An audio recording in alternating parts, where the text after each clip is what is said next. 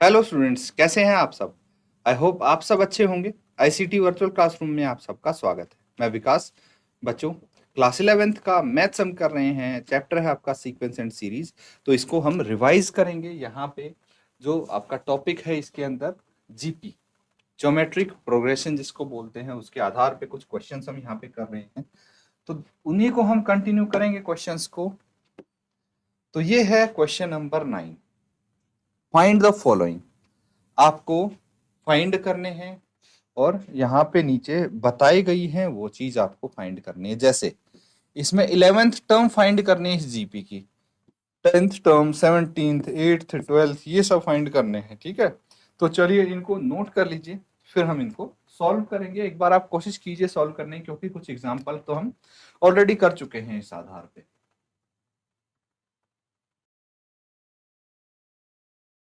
तो ठीक है, नोट करेंगे बच्चों इसको है। अब इसका फर्स्ट पार्ट देखिए, 11th टर्म ऑफ जीपी 3, 6, 12, 24, ये है जीपी। तो इसको नोट कर लेंगे। 9th है, ठीक है। फाइंड फाइंड द फॉलोइंग है, 11th टर्म है ना। फाइंड द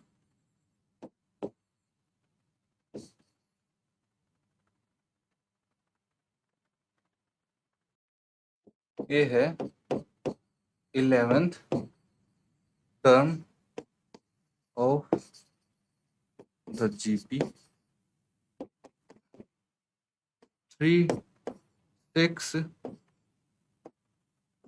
9, 3, 6, 12, 24, ये है ना। 3, 6, 12, 24। अब क्या करेंगे हम। अब हम सबसे पहले यहाँ पे फर्स्ट टर्म लिख लेंगे। ए कितना है, 3 है। आर निकालने की कोशिश करेंगे, A2 यानी 6/3, तो 2 आ जाएगा, है ना।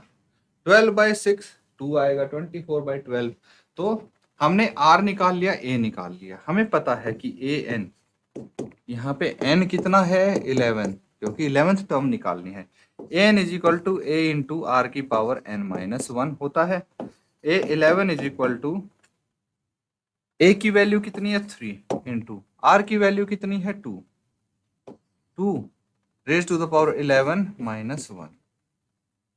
तो सब पता है हमें, कैलकुलेशन करनी है बस। 3 into 2 raise to the power 10, 2 की पावर 10 कितना आएगा, अभी ये आपको बताना पड़ेगा। तो देखिए, 2 रेज टू द पावर 5 कितना होता है, 32 है।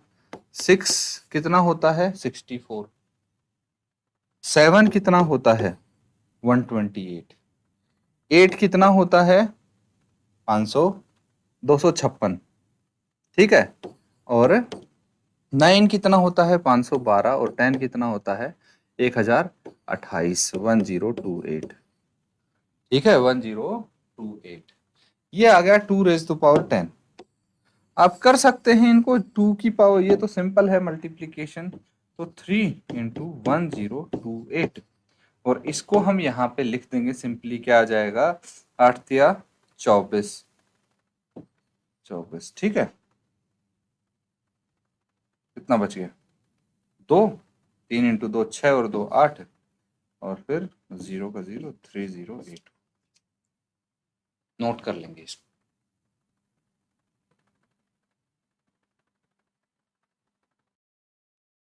तो बच्चों यहाँ पे थोड़ा सा हम इसको करेक्ट करेंगे, क्योंकि ये होता है 512 इंटू 2, 1024 होगा, 28 नहीं होगा, ठीक है। तो यहाँ पे अगर मैं इसको 3 से मल्टीप्लाई करता हूँ तो कितना आ जाएगा, ये आ जाएगा बच्चों 3 चौक 12, 3 इंटू 2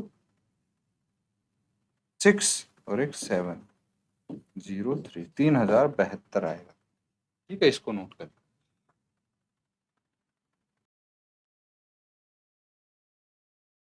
ठीक है बच्चों। अब नेक्स्ट देखिए, आपको बतानी है 10th टर्म, जीपी है 12, ठीक है, फिर 4 और आगे की भी 2 टर्म है, पहली टर्म है 12, दूसरी टर्म है 4, तो इसको लिखेंगे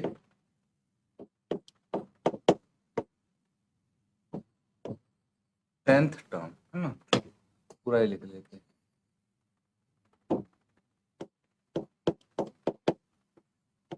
find 10th term of GP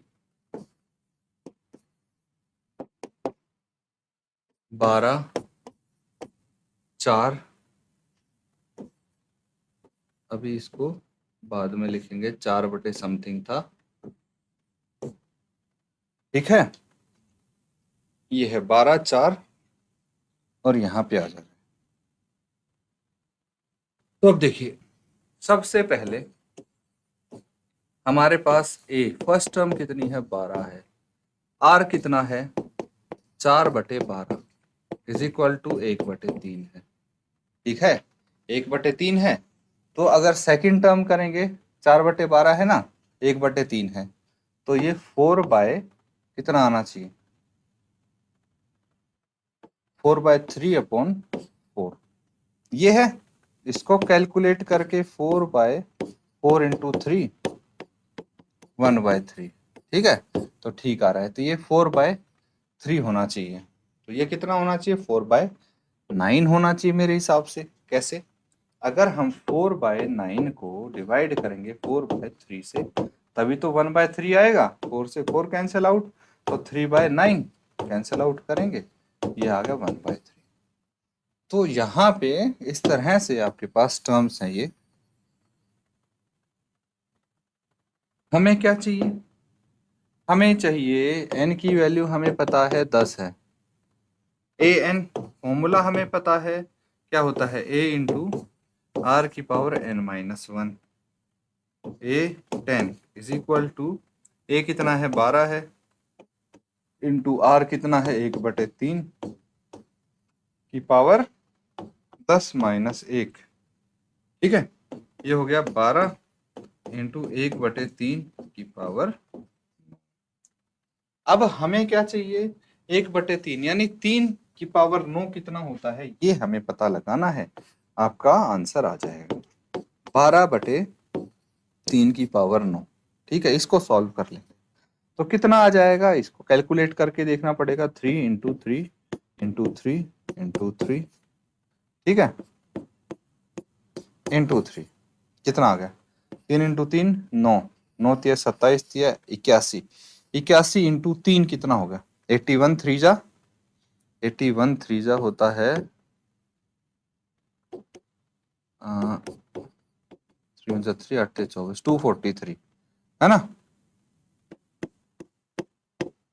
यहां तक आ गया आपका 243 इंटू 3 कितना होगा 729, ठीक है। तो ये कितना आ गया, 1 2 3 4 5 6, तो 3 की पावर 6 आ गया 729, 3 की पावर 3 आ गया 27, इसको मल्टीप्लाई कर लेंगे, आपका फाइनल आंसर आ जाएगा, है ना। तो आप कैलकुलेशन अपने हिसाब से कर सकते हैं, अदरवाइज इसको 3 से फिर 3 से फिर 3 से ऐसे मल्टीप्लाई भी करके लिख सकते हैं, कोई दिक्कत नहीं होगी। तो कितना आ गया, 9 इंटू 7 7 63 6 बच गया, 7 इंटू 2 14, 14 और 6 20, 2 बच गया, 7 इंटू 7 49 और 2 51, ये आ गया। फिर 9 इंटू 2 18, 1 बच गया, 2 इंटू 2 4 और 1 5, 7 इंटू 2 14, ये आ जाएगा 3 8, 5 और 1 6, 5 4 9 1, ये आ जाएगा, ठीक है। तो इसको लिख सकते हैं 12/, बाकी हम एक उससे भी इसको कैंसिल आउट कर सकते थे, ठीक है, 12/19683, 3 से भी ये कैंसिल आउट हो सकता था। बेसिकली हम इसको 9 से मल्टीप्लाई कर सकते थे, ठीक है, 729 इंटू 9 कितना आ गया, 9 में 81, 1 बच गया, 9 इंटू 2 18,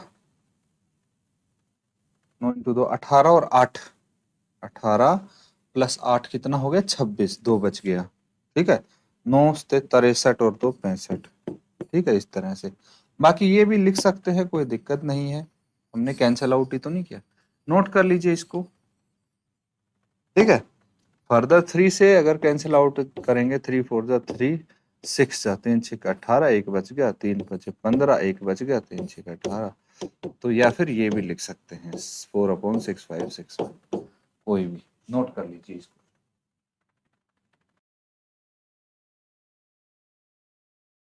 तो ठीक है, चलिए इसको हम नेक्स्ट पार्ट करेंगे इसका।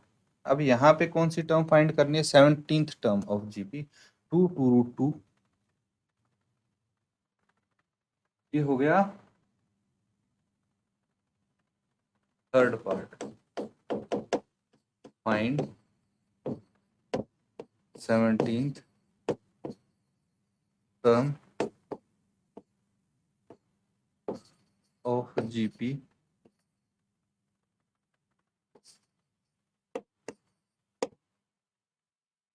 क्या है? 2√2। फिर नेक्स्ट क्या है? 2√2, 4 8√2,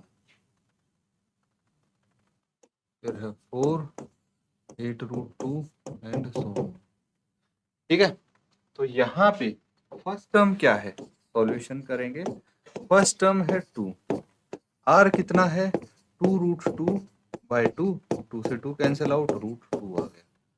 ठीक है, तो ये सेम होना चाहिए आर। जैसे अगर मैं 4/2√2 भी करूंगा तो भी आंसर सेम आना चाहिए, √2 इंटू √2/√2, √2 आया है ना।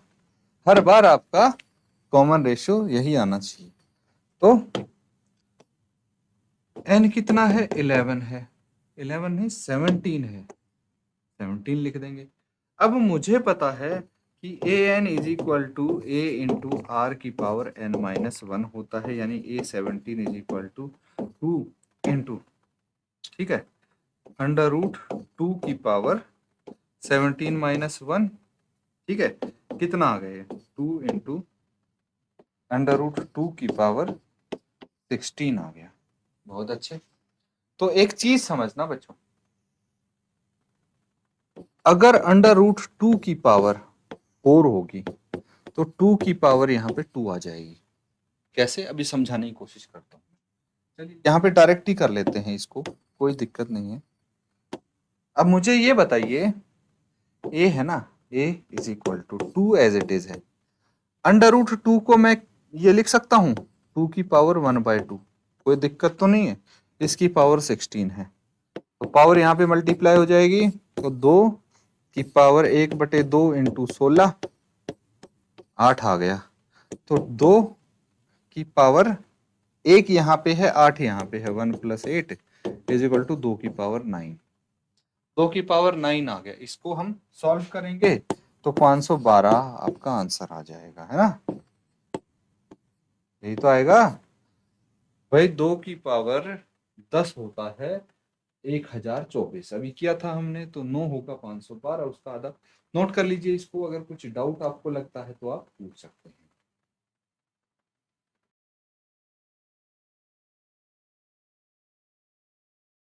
तो ठीक है बच्चों, यहाँ पे अगला इसका पार्ट करेंगे हम। देखिए ये है नेक्स्ट पार्ट, 8th टर्म बतानी है, 0.3 0.06 0.012, ठीक है, लिख लीजिए।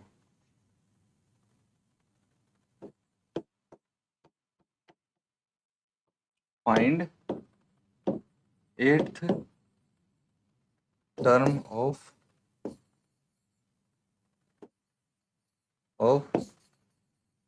द जीपी क्या है? 0.3 0.06 0.3 है, 0.06 0.012, ठीक है। तो यहाँ पे फर्स्ट टर्म क्या है आपके पास? a 0.03 है, 0.3 है खाली, है ना। r कितना है? r है 0.06 बाय 0.3। ठीक है, कितना आ जाएगा ये?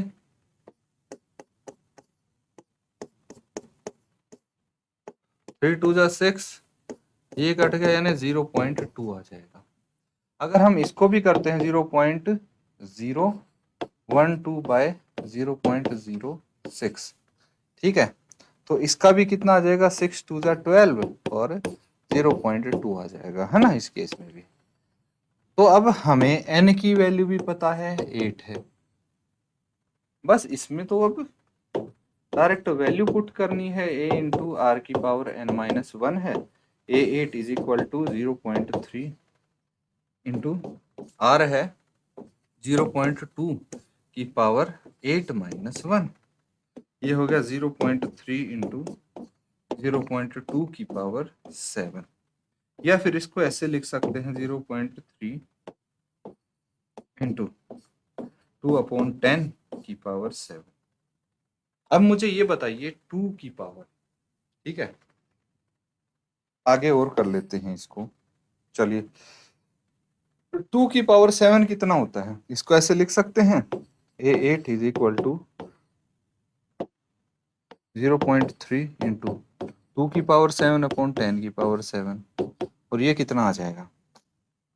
ये आ जाएगा 0.3 इंटू, देखिए 2 की पावर 5 कितना होता है? 2 की पावर 5 होता है 32, 2 की पावर 6 हो गया 64, 2 की पावर 7 हो गया 128, है ना, 2 की पावर 7 128 आ जाता है। तो यहाँ पे लिख देंगे 128/10 की पावर 7, ठीक है। अगर हम इसको भी करना चाहें, चलो बाद में कर देंगे, फिलहाल के लिए हम इसको फर्दर मल्टीप्लाई करके लिखते हैं। देखिए ये, इसको भी नीचे ले जाइए और नीचे 10 की पावर 8 आ जाएगी। अब इसको 3 से मल्टीप्लाई कीजिए, 8 इंटू 3 8 24, 2 बच गए, 3 इंटू 2 6 और 2 8, 3 इंटू 1 3, 384/10 की पावर 8। तो इसको प्रॉपर हम डेसिमल में ही लिखेंगे तो कैसे आएगा? 8 डिजिट छोड़ के हम डेसिमल लगाएंगे, है ना। तो 1 2 3 4 5 6 7 8, ये आपका आंसर आना चाहिए, ठीक है। नोट कर लीजिए बच्चों, इस तरह से इसको हम सॉल्व कर सकते हैं। बाकी डायरेक्ट अगर आप करना चाहें यहीं से, या फिर यहीं से डायरेक्ट इसको सॉल्व करेंगे तब भी यही आंसर आएगा, कोई आपको उसमें फर्क नहीं मिलेगा आंसर में। कैलकुलेशन जैसे ठीक लगे वैसे आप कर सकते हैं, तो इसको नोट कीजिए।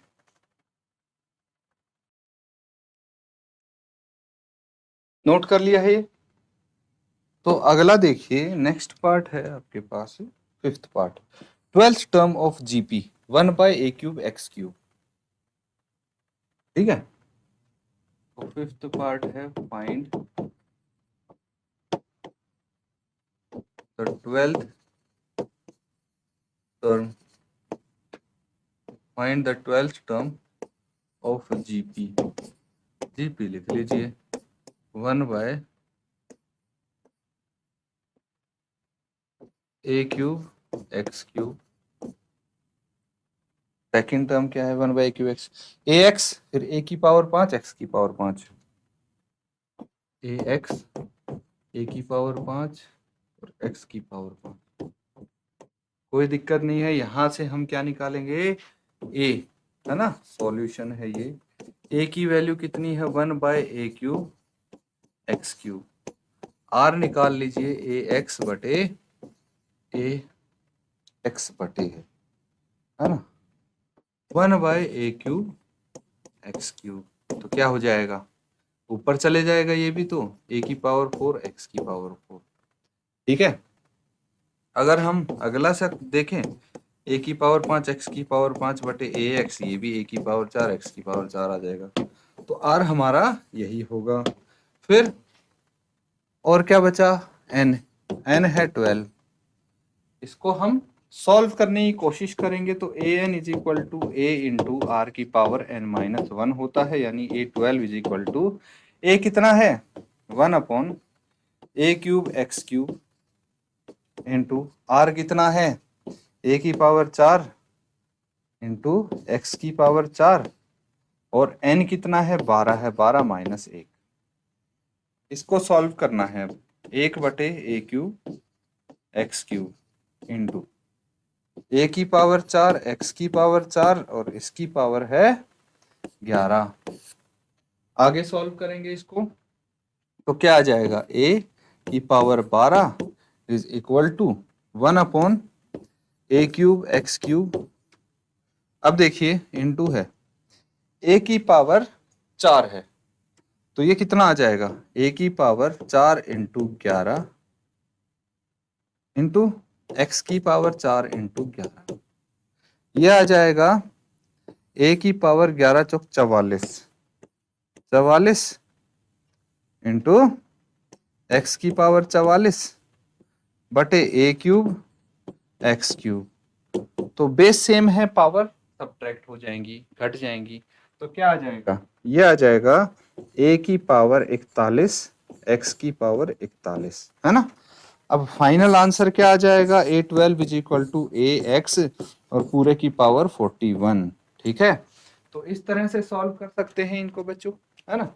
अगर कुछ डाउट लगता है तो पूछ सकते हैं, अदरवाइज नोट कीजिए। इसमें आपको ये पता लगता है कि अगर कोई स्पेसिफिक टर्म किसी जीपी में पूछ ली जाए तो कैसे निकालना है, उसके लिए क्या क्या जरूरी होगा। फर्स्ट टर्म पता होना चाहिए और कॉमन रेशियो पता होना चाहिए। आप कोई भी टर्म निकाल सकते हैं किसी भी जीपी की। ठीक है, इसको नोट कर लेंगे।